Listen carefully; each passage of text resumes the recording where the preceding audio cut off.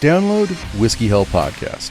We call attention to the mainstream media narratives weekly in hopes that you'll have fun with how ridiculous the news really is. We don't want to change your mind. We just want to give you perspective so that you can choose more wisely and be more aware. Couple that with great craft beer, hilarious stories, deep thoughts, and real conversations. We know you're going to enjoy it. Download Whiskey Hell Podcast anywhere you find outstanding shows. RTE, the home of great local drama. A devastating earthquake. A family torn apart. Our units have completed their search. And a mystery to unravel. I saw him here in Dublin. What are you doing, Harry? Finding the truth. Based on the best-selling novel by Karen Perry. I never felt that he was gone. You know why? Why? Because he's my son. The Boy That Never Was. Starts Sunday, September 1st on RTE1 and RTE Player. You are listening to a Fonz Media Network production. Take my eyes open to force reality. Why can't you just let me eat my weight in glee? Hush. Hello, World Ablaze listeners, and welcome to World Ablaze with yours truly, George Fonz. As I was sitting outside in my beautiful backyard this morning, smoking an Olmec cigar by Foundation Cigars, which has, well, become one of my go-to cigar manufacturers. Haven't had a bad stick from Foundation Cigars, to be quite honest. But anyway, as I was thinking about this show, going over things in my head and what I was going to do and how to put this together, I realized how much trouble the Democratic Party really is in this time. On today's show, I will be discussing the Democratic Party and their donors being in full disarray, and they also seem to be in complete disagreement on the direction the party is to take during this presidential race. Now, the one thing that some of them can agree with, some of them seem to agree with the fact that it's time to move on from Joe Biden. What has led to this? Well, we can all recall, I'm sure just about everybody saw the debate between Biden and Trump. Biden's performance, I would say, is evidently, being nice about it, extremely lackluster. It was extremely lackluster. He was looking off, staring into space. Look, I don't want to rehash everything. I already did a breakdown on the debate. Many other people have. But it was very clear that he lacked the mental faculty to be able to keep up with Donald Trump. And it made him and the Democratic Party just look bad. And because this was such a public event where you had two opposing top-tier candidates, the presidential nominees for the Democratic Party and the Republican Party going head-to-head, toe-to-toe, on public television for the world to see, now everybody can say that, well, Joe Biden may be in trouble. He may have, I'm saying may have, mental issues or mental impairments. So there has been real talks of replacing Joe Biden. Now, I know you're listening to the show and you're saying, well, George, you're just a right-wing conservative. Let me correct you on that. I'm not a right-wing conservative. I may be conservative, but I'm definitely not far right. And I'm sure that that's an easy thing for any Democrat out there who's listening to the show to say. They can all say that, well, you're just, a supporter of the Republican Party and you'll say anything to make the Democratic Party look bad. All right, fair enough. Problem is, I'm not the one saying it. And most Republicans are absolutely not saying it. In fact, the Republican Party themselves, if they were smart, wouldn't even address trying to replace Joe because this just makes it so easy for Trump to win the election. So who are saying this? Well, to be quite honest, senators and House representatives of the Democratic Party themselves. Donors themselves are stating that they will no longer support the Democratic Party if Joe Biden remains the presidential nominee. Still don't believe me. I know it's hard. Well, let me play this clip from a CBS News affiliate.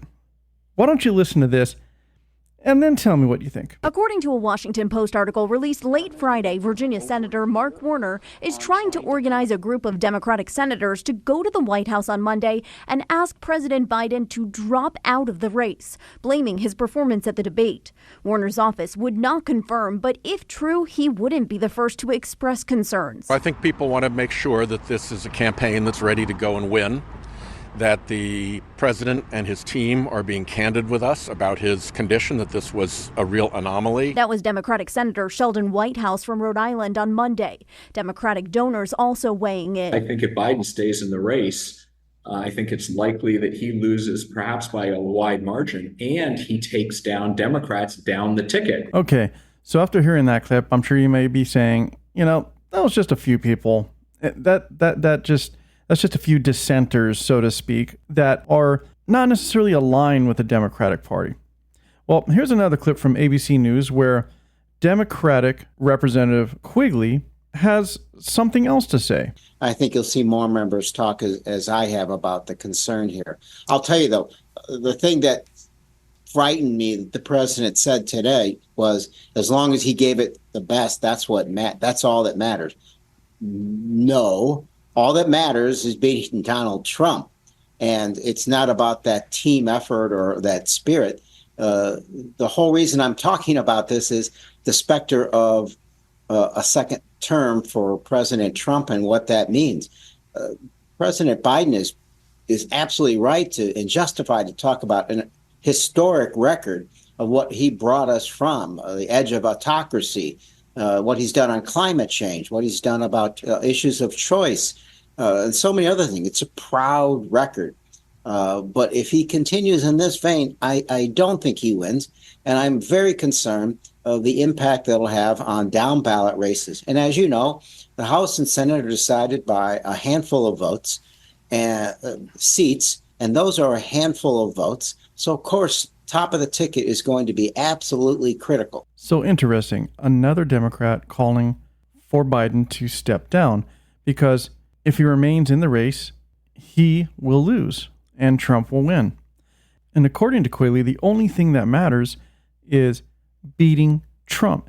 And there's no confidence that if Biden remains in the presidential race, that the Democratic Party will be able to do so. That Biden literally doesn't stand a chance. So if you're still listening to me and you're a Democrat, I'm sure you're saying, that's still not enough. Fair point. Sure, may not be enough. Maybe you need to look some of this up on your own, but let me play yet another clip. This one from The Hill. And here's freshman Congresswoman Marie Gluesenkamp-Perez. The truth, I think, is that Biden is going to lose to Trump. I know that's difficult, but I think the damage has been done by that debate. And it gets worse. Democratic Congressman Jared Golden similarly wrote an op-ed for the Bangor Daily News titled, quote, "Donald Trump is going to win the election and democracy will be just fine." Even for former President Barack Obama, he's now privately expressing to allies, quote, "Biden's already tough path to re-election grew more challenging after his shaky debate performance on Thursday." That's according to new reporting from the Washington Post. The Post also reported that Senator Joe Manchin had planned to break with Biden on Sunday, but was dissuaded from doing that by senior Democrats. And take a listen to what CNN is now reporting. But other party leaders we talked to are already floating the idea of opening it up to all contenders, having, let's call it a 5-week speed dating primary, maybe having debates between now and the convention, and then leaving it up to the convention. Their number one concern, who can beat Donald Trump, Anderson? So as we said, the dam is breaking. Democrats, including prominent Democrat Julian Castro, now saying that he should step aside. I think we're expecting to see more of that in the coming days. We're going into this kind of holiday-ish weekend stretch where I know a lot of people in the political media world are at this point expecting him to drop out. So how much more do you need there? How much more do you need there? Everywhere you look, the Democratic Party is fighting themselves. Some side with Biden, some say we must support him at all costs. The others who are now seeing things with their eyes wide open, are realizing Biden was never the answer. Biden was never the person to represent the Democratic Party, or, to be quite blunt, be the president of the United States. You see, the whole time he's been in office, the world is just now noticing how bad he is, because he was next to another presidential candidate that was more poised, more polished, smarter, and had more composure than Joe Biden. And I am talking about Donald Trump. Now, it didn't even have to be Donald Trump. It could have been any other leading Republican nominee. And they still would have made Biden look bad just by being themselves, because Biden is done. It's not an ageist thing. He's just done. He doesn't possess the mental faculty to move the Democratic Party forward. So, that being said, what about the donors? You see, it's not just the Democratic Party representatives that are calling for Biden to step down. It is also the Democratic Party donors. And we're talking about big donors. We're talking about donors such as Abigail Disney, the Disney Empire heiress, and also Christy Walton, the Walmart heiress. Let's play this clip here from CNBC about this situation. Netflix co-founder Reed Hastings was one of the first to come out and say Biden needs to resign. Abigail Disney joined in yesterday. The screenwriter Damon Lindelof is calling for a Dembargo, no checks for any Democrats until Biden is gone. And Whitney Tilson is warning that Biden will lose to Trump, possibly, he says, in a landslide. I also want to add that just before I came out here, the New York Times is reporting that a coalition of 168 business leaders, including Christy Walton, the Walmart heir, are calling on Biden to step aside as well. So it's just drip, drip, drip, and we're seeing this grow. Forbes also reported Walmart heiress Christy Walton and crypto investor Michael Novogratz headlined a high-profile group calling on President Joe Biden to end his re-election bid in a letter to the White House. Multiple outlets reported as billionaires previously solidly in Biden's camp joined the growing chorus of the 81-year-old Biden to step aside in November's presidential election. Walton, the 10th richest woman in the U.S., according to Forbes calculations, was among the 168 prominent figures who signed the letter calling for Joe Biden to pass the torch of leadership to the next generation of Democratic leaders by ending your re-election bid. The note, organized via the Leadership Now project group, was delivered to senior White House officials by an anonymous source. Also in this article, it says other signatories of the letter to Biden include at least one other billionaire, Novogratz, CEO of the $5 billion cryptocurrency firm Galaxy Digital, along with former NFL Commissioner Paul Tagliabue and Scott Galloway, the New York University professor and host of the popular Professor G Pod podcast. Now, those are some pretty heavy hitters. These are people with real influence and real money that are publicly stating that they will no longer support the Democratic Party if President Joe Biden remains the current presidential nominee. Now, I'm not sure what's going to happen next, but there have been more talks about, well, if this happens, who will replace Joe Biden? Who will replace Joe Biden? Everyone says the logical person should be Harris because, well, she is the current sitting vice president. The only problem with that is Harris's approval rating is barely even, and some may say may even slightly edge out Donald Trump. But what would happen once they're on the debate stage together? Trump will tear her apart. She will not last. Once she gets up there to debate Donald Trump, the house of cards just falls apart. It falls away. And beyond what would be some of the worst footage ever taken of a live debate between two presidential candidates, if Kamala Harris becomes the new presidential nominee, her past will also come into question. Many people don't really know everything about Kamala Harris, but hey, being from California, I was happy to pull that up. You see, Kamala Harris, she really didn't start her political career till about 1994. Now, she was already a district attorney, I believe. She went to law school. But when she was out there in San Francisco, see, in 94, what happened is she started dating Willie Brown.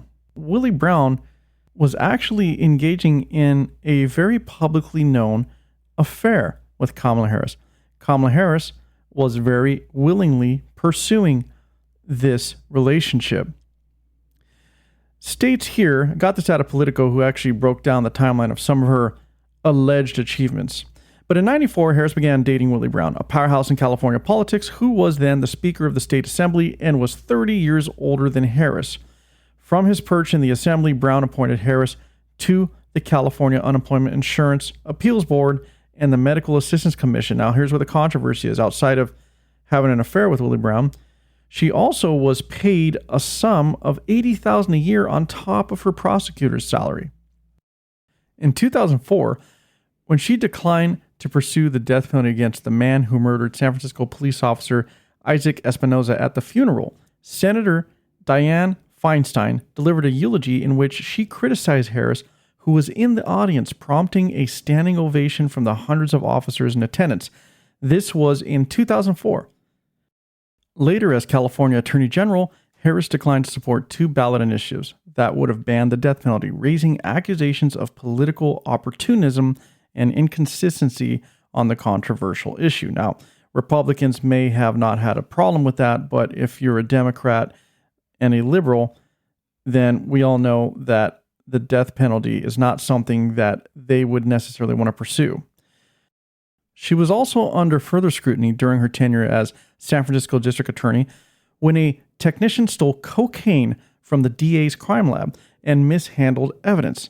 Harris, trying to keep things under wraps, failed to inform defense attorneys. As a result, about 1,000 drug-related cases had to be thrown out. In San Francisco, she vocally supported a controversial 2010 law that made truancy a misdemeanor. Again, I read that correctly. Truancy. So people who skip school, don't want to go to school, are caught not going to school. She made truancy a misdemeanor and punished parents who failed to send their children to school. The truancy rate ultimately dropped, but some critics saw the rule as too punitive. The California Department of Justice back in 2012 had recommended that Harris file a civil enforcement action against One West Bank for widespread misconduct when foreclosing homes. Harris, however, declined to prosecute the bank or its then CEO, Stephen Mnuchin, who now serves as the Treasury Secretary. When she ran for president in 2019, she shied away from discussing specifics about her career as a prosecutor, a strategic choice born of fear that voters on the left would criticize her over criminal justice issues. She even failed to give a sharp response to Republican Tulsi Gabbard's attacks against her record, leaving voters unclear about her positions. She ended her presidential campaign in December of 2019, a month before the Iowa caucus, after taking a hard look at her campaign's financial future in low poll numbers. Internal turmoil cost her presidential bid, with aides accusing Harris of mistreating her staff with sudden layoffs and allowing her sister Maya to have too much influence. She also delayed her endorsement for Biden until March 8th, when there were no more women left in the race and his nomination was undeniable. 6 days after the California primary, she threw her support behind Biden and said he was a leader who could unify the party. Now, the Democratic Party has always prided itself in being the party of the people of color, or more specifically, the black people of America. But with Kamala Harris, even though she is a person of color, she claims to be black, that may not work for the Democratic Party, because when Kamala Harris was a district attorney, she had an unproportionate amount of people of color, and more specifically black people, prosecuted, convicted, and sent to jail. This is something that has followed her and has been lingering over her head. And this fact, just in and of itself, may also be another reason Kamala Harris may not be the right presidential candidate for the Democratic Party.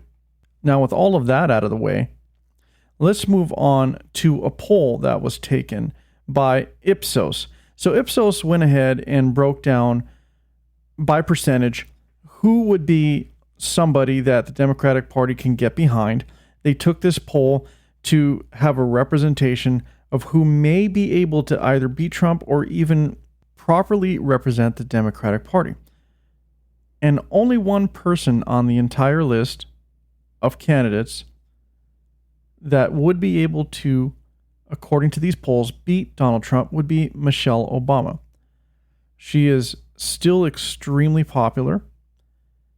But the only problem with this is Michelle Obama has expressed many times that she is not interested in politics and therefore would not run. But she would be the only person that the Democratic Party can turn to if they had to take the reins and run as the presidential nominee for the Democratic Party. According to this poll, she wins 50% to 39% against Donald Trump. Now, Kamala Harris, surprisingly, according to this poll, is even against Trump, or just barely, narrowly loses to Trump. Kamala Harris is favored at only 42% versus Donald Trump at 43%, and I guarantee you, once she gets on the debate stage, that number of 42% favorability is going to plummet. Next in line, the name that has always been tossed around and surprisingly wasn't the first on the list is Gavin Newsom. But according to this poll, he doesn't favor as well as everybody thinks. Gavin Newsom is only favored at 39% versus 42% favorability in Donald Trump. Now, I can say from experience living in California that Gavin Newsom is a very slick person with a professional facade that I believe maybe everybody is seeing through. And so maybe right now Gavin isn't the right person, but I would say Gavin is never going to be the right person for America, as is evident in his complete disaster of a governorship of California. The next on the list was Gretchen Whitmer, and then Andy Beshear, I think I said that correctly, and then J.B. Pritzker. Those three that I just read at the bottom, Whitmer, Beshear, and Pritzker, no one cares about. No one knows them. They're not going to get anyone's attention, and therefore they shouldn't even be on this list at all. So really you have Michelle Obama, Kamala Harris, and Gavin Newsom. And the only one that may have a chance of actually winning would be Michelle Obama. But Kamala Harris, not really. She may be the logical choice only because she is the sitting vice president, but she's been a very unpopular vice president. She is the current border czar. And it's very well known what a disaster our borders have been through the entire Biden presidency.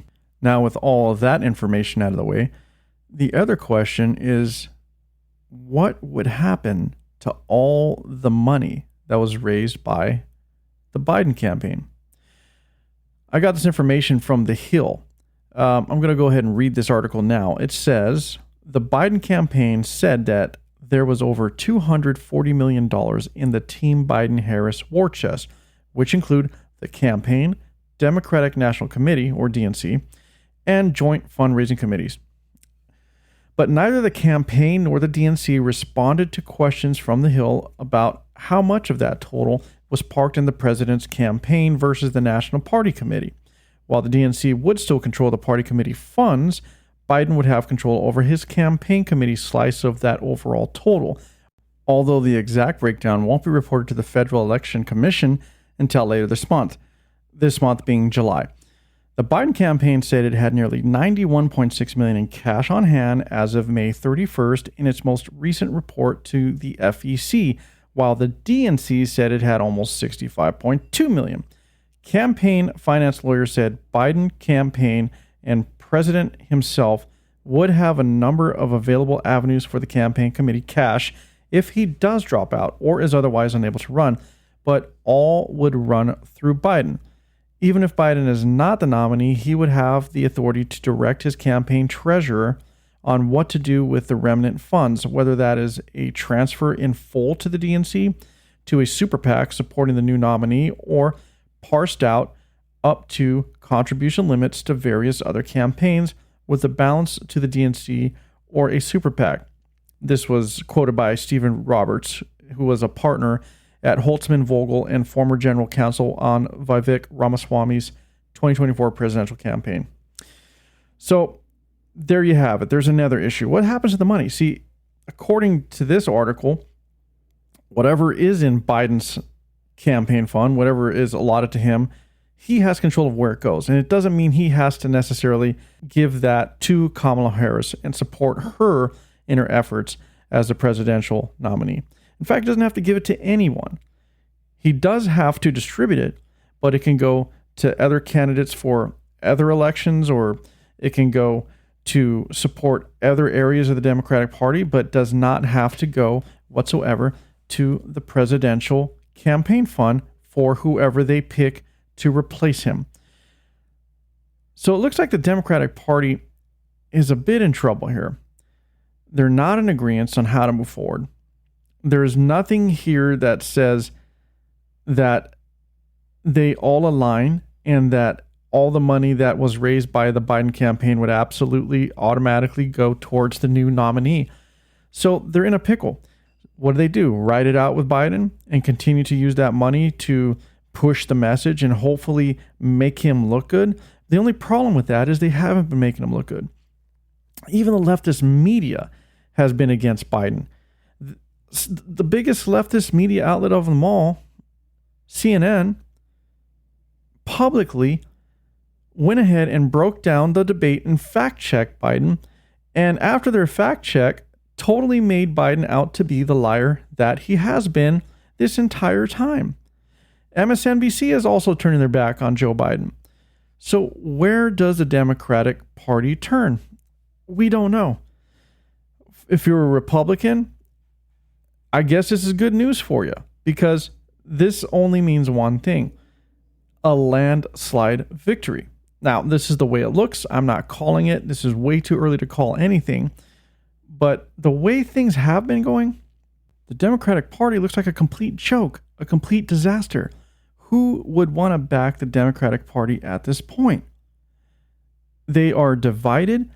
They don't have a real presidential candidate at this point. Even the now sitting president, Joe Biden, has lost the trust of at least half of the Democratic Party, is losing the trust of donors, big money donors, by the way, and the American people no longer side with Joe Biden. There have been videos floating around of his campaigns recently after the disastrous debate that shows a very sparse crowd. People aren't supporting him. The Democrats know it, and they're scrambling.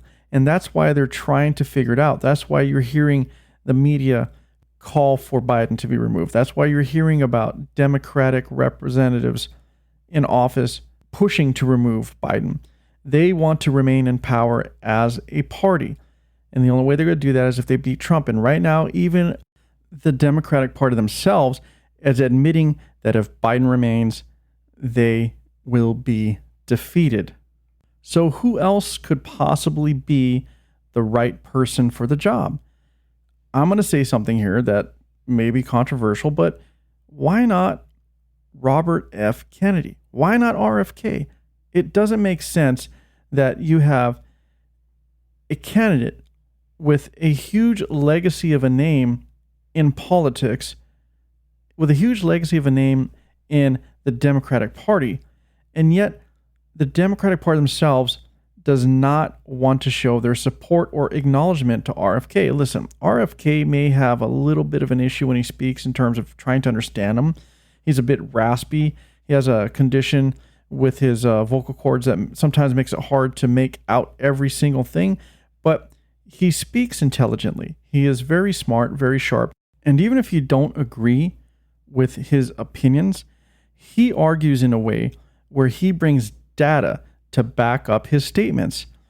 Whether or not you believe he is correct in everything that he says, he is one of those candidates that doesn't just talk to talk and does actually do some research on the topics that are of concern for the American people and for the entire United States of America in general.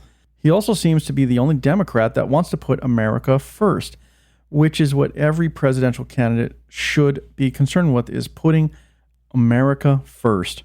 Regardless of party affiliation, America should always be first. It seems like the Democratic Party really has some major decisions to be made. Joe Biden's been exposed. He's not the nominee that they thought he was. And they don't even have a nominee right now that would be able to take over and convince America to vote on the side of the Democratic Party, aside from maybe Michelle Obama. But even then, I don't think they win against Trump. And if Trump does actually win, it's going to be very interesting to see what happens to the Democratic Party. Are they going to reset themselves? Are they going to just wipe everyone off the board and start over? I don't know. Are they going to see that maybe America no longer believes in their leftist agenda? I don't know. It's hard to say at this point. But I hope that this is a lesson to them that in the end, you got to do what's right for America. Stop lying. Stop hiding the truth from everybody and act on the behalf of the American people. And maybe then America will take you serious.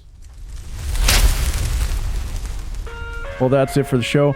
Thanks once again for supporting World Ablaze. I encourage everybody to like, subscribe, share the show, and remember to have an amazing day.